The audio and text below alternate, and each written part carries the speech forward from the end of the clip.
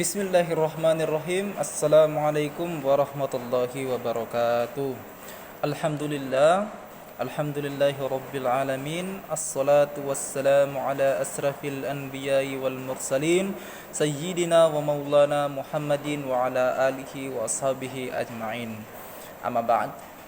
Alhamdulillah, anak soleh dan solehah, kembali kita bertemu dalam keadaan sehat walafiat, ya, dalam pelajaran tematik, ya. Semoga anak soleh dan solehah sekalian selalu senantiasa tetap semangat belajar, meskipun kita hanya belajar melalui media pembelajaran, tidak tatap muka secara langsung, ya. Anak soleh dan solehah, salam serta salawat selalu tak lupa kita haturkan kepada junjungan kita Rasulullah Muhammad sallallahu alaihi wasallam, para keluarga, para sahabat, para tabi'in dan seluruh kaum muslimin yang selalu senantiasa istiqomah berada di bawah naungan Islam hingga yaumil qiyamah. Anak soleh dan solehah sekalian, kita awali pembelajaran kita dengan sama-sama kita membaca basmalah, Bismillahirrahmanirrahim, dan kita membaca doa sebelum belajar. Rabbiz zidna ilman warzuqna fahman. Amin. Baik, anak soleh dan solehah sekalian, hari ini kita masih pada pelajaran yang sama dengan kemarin, yakni pelajaran tematik.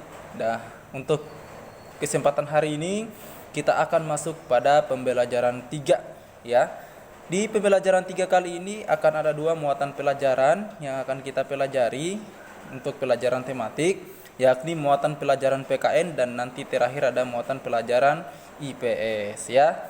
Untuk muatan pelajaran PKN sendiri, anak soleh dan solehah sekalian, kita akan mempelajari tentang nilai-nilai yang terkandung dalam sila-sila Pancasila, ya. Tentunya untuk Pancasila sendiri menjadi istilah yang tidak asing lagi, ya, di telinga kita, karena di setiap kali upacara hari Senin itu selalu kita membaca sila-sila Pancasila, ya. Sesuai dengan namanya, Panca artinya 5, ya. Jadi Pancasila itu merupakan 5 sila, ya, terdiri atas 5 sila. Nah, untuk pelajaran sendiri anak soleh dan solehah sekalian bisa disimak langsung di bukunya. Itu kalau di buku paketnya anak soleh itu terdapat pada halaman 21, ya. Dan nanti pada saat Ustadz membacakan, anak soleh juga ikut membacakan, ya. Dan kalau Ustadz menjelaskan, anak soleh bisa ikut mendengarkan apa yang Ustadz jelaskan, ya. Oke, anak soleh dan solehah sekalian, tanpa perlu berpanjang lebar lagi, kita langsung saja mulai pelajarannya. Muatan pelajaran PKN, nilai-nilai yang terkandung dalam sila-sila Pancasila. Pancasila sebagai dasar negara Indonesia bukan lagi suatu hal yang baru bagi masyarakat Indonesia. Dari zaman dahulu, nilai-nilai Pancasila memang sudah terkandung dalam kehidupan sosial budaya masyarakat kita. Nilai-nilai tersebut telah meliputi berbagai aspek kehidupan dan masih tetap terpelihara sampai saat ini. Nah, nilai-nilai Pancasila perlu sekali kita kembangkan dalam kehidupan sosial budaya. Mengapa? Karena hal ini dimaksudkan agar tercipta suasana yang tenang, sejahtera, damai dan aman. Tanpa nilai-nilai tersebut kita tidak akan dapat mencapai semua itu, ya. Oke, baik. Sekarang kita masuk ke halaman selanjutnya. Seperti yang kita ketahui bahwa Pancasila ini tersusun atas 5 sila, ya. Yang mana ketika kita membahas nilai Pancasila, berarti kita akan membahas nilai daripada masing-masing sila yang terdapat pada Pancasila, ya. Oke, nilai yang pertama atau nilai yang ke-1 yaitu nilai ketuhanan yang Maha Esa. Nah, beriman kepada Tuhan yang Maha Esa sesuai dengan agama dan keyakinan yang dianutnya. Nilai yang terkandung dalam sila ini juga mengharuskan kita untuk saling menghormati dan bekerja sama antar pemeluk agama yang berbeda-beda. Kita tidak boleh memaksakan suatu agama dan kepercayaan kepada orang lain. Kita harus saling menghormati kebebasan dalam menjalankan ibadah. Nah, pada sila ini mengajarkan kepada kita bahwa kita tidak boleh memaksakan agama kita atau kita tidak boleh mengganggu peribadatan orang lain, ya. Seperti itu. Kita tidak boleh mengganggu ibadah orang lain. Nah, ini nilai yang pertama ini mengajarkan tentang toleransi dalam beragama, ya. Oke. Kemudian Pada sila yang kedua terdapat nilai kemanusiaan yang adil dan beradab. Artinya, setiap negara hendaklah mengakui persamaan derajat, persamaan kewajiban antara sesama manusia sebagai asas kebersamaan bangsa Indonesia dan persamaan hak. Dengan menjunjung tinggi persamaan derajat hak kewajiban, maka seluruh bangsa Indonesia bersama-sama akan mampu menegakkan dan juga memelihara kebersamaan. Penerapan nilai ini dalam kehidupan sehari-hari adalah dengan mengembangkan rasa saling mencintai sesama manusia, sikap tenggang rasa, menjunjung tinggi nilai-nilai kemanusiaan, gemar melakukan kegiatan kemanusiaan, serta berani menegakkan kebenaran dan keadilan. Nah, itu adalah nilai yang terkandung dalam sila kedua, yakni nilai kemanusiaan yang adil dan beradab. Ya, itu anak soleh ya. Nah, jadi itu lebih untuk di sila kedua ini nilainya itu lebih menganjurkan kita untuk menjunjung tinggi persamaan hak, persamaan derajat. Kemudian kita juga harus turut terlibat aktif dalam kegiatan kemanusiaan. Selain itu juga kita dituntut dalam sila ini untuk berani dalam menegakkan keadilan dan kebenaran. Ya. Oke, anak soleh, kita lanjut pada sila berikutnya, yakni sila ketiga. Nah, di sila ketiga ini ada sila persatuan Indonesia. Nah, makna dari nilai yang terkandung dalam sila ini adalah menjaga persatuan dan kesatuan negara Republik Indonesia dengan menerapkan sikap cinta tanah air, rela berkorban demi bangsa dan negara, serta memajukan pergaulan demi persatuan dan kesatuan bangsa yang berbineka tunggal ika. Nah, di sini menekankan kepada kita anak soleh, ya, bahwa kita harus selalu saling mencintai persatuan, ya. Kenapa? Karena kita ini adalah negara yang banyak sukunya, banyak bangsanya, juga banyak bahasanya.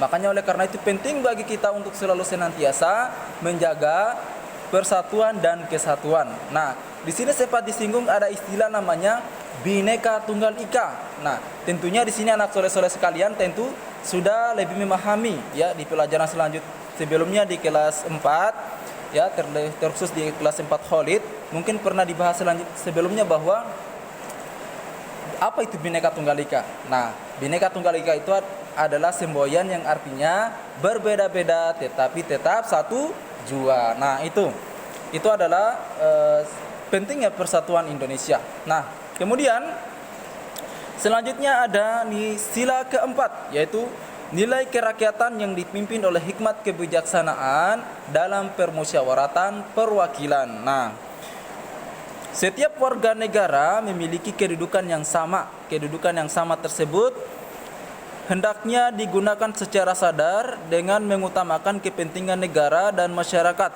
Selain itu, warga negara Indonesia harus selalu mengutamakan musyawarah untuk mufakat dan menyelesaikan suatu persoalan bersama. Nah, ini untuk di sila ini lebih menekankan kepada kita untuk melakukan musyawarah sebelum memutuskan suatu perkara. Nah, kalau misalnya kita dalam kelas itu biasanya kita bermusyawarah untuk melakukan hal-hal seperti misalnya pemilihan ketua kelas, kemudian apa lagi? Kemudian ada misalnya pemilihan ketua regu misalnya pada saat kita melaksanakan pramuka misalnya. Nah, itu selalu ditamakan prinsip musyawarah mufakat. Sebab kalau kita tidak melaksanakan atau menggunakan prinsip musyawarah, maka nanti akan terjadi pertikaian. Oleh karena itu, penting kiranya kita memutuskan suatu persoalan itu melalui musyawarah. Nah, itu yang ditekankan pada sila keempat. Nah, selanjutnya kita melangkah ke sila kelima atau sila terakhir, ya, yaitu nilai keadilan sosial bagi seluruh rakyat Indonesia. Nah, kita harus menghindarkan diri dari sifat pemborosan, selalu bergaya hidup mewah, dan perbuatan-perbuatan yang merugikan kepentingan umum. Bekerja keras dan menghargai kerja keras orang lain sangat dibutuhkan dalam mewujudkan sikap kebersamaan. Di samping itu harus dikembangkan pula sikap adil terhadap sesama, menghormati hak orang lain serta menolong dan menghargai orang lain. Nah, untuk di keadilan sosial bagi seluruh rakyat Indonesia ini lebih menekankan kepada kita agar bagaimana kemudian kita bisa menghargai hak-hak orang lain, ya. Kalau untuk di lingkungan sekolah kita, penerapan ini adalah kita harus menghargai teman-teman kita, ya. Kita harus berbuat adil kepada teman-teman sekelas kita. Kita tidak boleh memilih-milih teman, ya. Artinya kita tidak boleh misalnya akrab dengan ini kemudian kita tidak berteman dengan yang itu, atau misalnya kita di kelas 5 Abu, ya, kita tidak mau berteman dengan kelas 5 Ali dan 5 Utsman, itu tidak boleh, ya. Itu kemudian menekankan kita tidak menghargai sila kelima kalau misalnya kita berbuat demikian. Oke, anak soleh. Nah, sampai di sini insyaallah mudah-mudahan bisa dimengerti untuk muatan pelajaran PKN tentang nilai-nilai daripada Pancasila. Nah, selanjutnya kita masuk kepada pelajaran selanjutnya atau muatan pelajaran tematik selanjutnya, yaitu muatan pelajaran IPS. Nah, untuk di muatan pelajaran IPS ini anak soleh, kita insyaallah akan membahas tentang peta kondisi geografis di Indonesia. Nah, tentu teman atau anak-anak soleh sekalian pernah melihat atau membaca peta sebelumnya, ya, atau sudah tidak asing lagi dengan istilah peta, kemudian ada istilah atlas, ada istilah globe. Nah, di sini ada peta, ini adalah merupakan peta, ya, peta Indonesia, ya, Ustadz akan perbesar. Nah, di peta ini kita bisa lihat, ya, yang warna putih itu merupakan peta negara lain, ya. Di situ ada Malaysia, ya. Jadi Malaysia itu merupakan negara di luar Indonesia, ya, artinya tidak masuk dalam negara kesatuan Republik Indonesia. Nah, dari sini kemudian bisa kita ketahui, ya, bahwa apa-apa saja yang menjadi kondisi geografis di negara kita Indonesia. Oke, anak soleh-soleh sekalian, mungkin di sini bisa sambil menyimak, ya, sambil menyimak. Itu mungkin bisa kita lihat, ya. Di sini ada Pulau Sumatera, kemudian di sini ada juga Pulau Kalimantan, ada Pulau Jawa, ada Pulau Sulawesi, nah, dan terakhir di sini ada Pulau Papua.